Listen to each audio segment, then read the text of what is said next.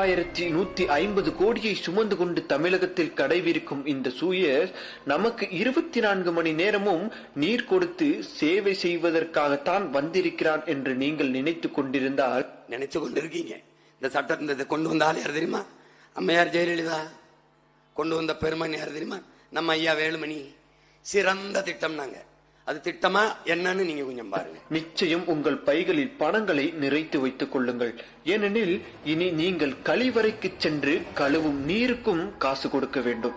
ஆம், அதுதான் சூயஸின் அஜெண்டாவே. உங்கள் வீடுகளில் இருக்கும் கிணறுகளையும் ஆழ்குழாய் துளைகளையும் மூட சொல்லுவான். நான் தான் தண்ணி கொடுக்குறேன், நீ எதுக்கு கிணறு வச்சிருக்க? எங்க கொச்ச பம்பால என்ன நடந்ததோ, விவசாயத்துக்கு நான் தான் தண்ணி கொடுப்பேன், குடிக்க நான் தான் தண்ணி கொடுப்பேன், குளிக்க நான் தான் தண்ணி கொடுப்பேன். நான் சொல்றது நடக்கும், இப்பவே நடந்துகிட்டு இருக்கு. கட்டமாக மூடச் சொல்லும் அந்த நிறுவனம். ஏன் என்று கேட்டால், அதான் நான் 24 மணி நேரமும் நீர் கொடுக்கிறேனே, பிறகு எதற்கு உனக்கு என்று கூறும். அதோடு நிறுத்திக் கொள்ளாது. மழை நீரை பிடிப்பதற்கும் மழை நீரில் விவசாயம் செய்வதற்கும் தடை விதிக்கும். ஆனால் இது போன்று பல நாடுகளில் தடை விதித்து ராஜயோக வாழ்க்கை வாழ்ந்த ஒரு நிறுவனம் தான் இந்த சூயஸ்.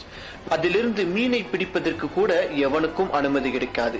இதில் இன்னொரு விடயம் என்னவென்றால், இந்தியாவில் விவசாயம் பார்க்க கூட அந்த ஆறுகளில் இருந்து கட்டணம் வசூலிக்கப்படும். இப்ப புரியுதுன்னு நினைக்கிறேன். ஏற்கனவே அவன் கோயம்புத்தூர் திருப்பூர்லாம் வந்துட்டான். வந்து நீ என்ன பண்ணுவான்? அவன் தான் தண்ணீர் கொடுக்கிறேன்பா. இப்ப எப்படி பொலிவேலை விரட்டினாங்களோ அப்படி இந்த சூயஸை விரட்டணும்னா அதிகாரம் நம்ம கிட்ட வரணும்.